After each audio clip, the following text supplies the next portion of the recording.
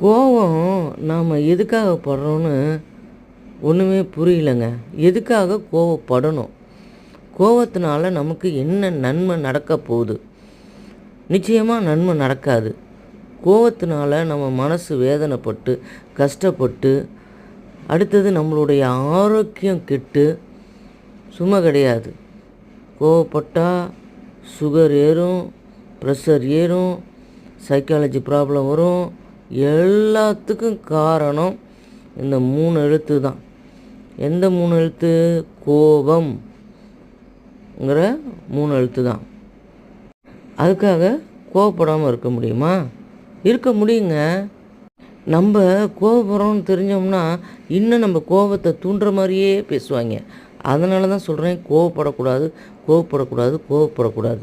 நியாயமான கோபமாக இருந்தால் கூட கோவப்படாமல் அதை எப்படி நம்ம கடந்து போகிறது, அந்த பிரச்சனையை எப்படி தீர்க்கிறது அப்படின்னு தான் பார்க்கணும் மொழிய, நாம் கோவப்படக்கூடாது. ஆனால் இந்த உலகத்தில் கோவப்படுத்த தான் செய்வாங்க. நம்ம அதை கோவப்படாமல் அதை எப்படி அதிலிருந்து வெளியே வருவோம்? ஏன்னா கோவத்தினால நமக்கு நன்மை கிடையாது. அப்போ நம்மளை கோவப்படுத்தினா கூட அதை அலசி ஆராய்ஞ்சு பார்த்து நம்ம அதை தீர்த்துக்கணும்.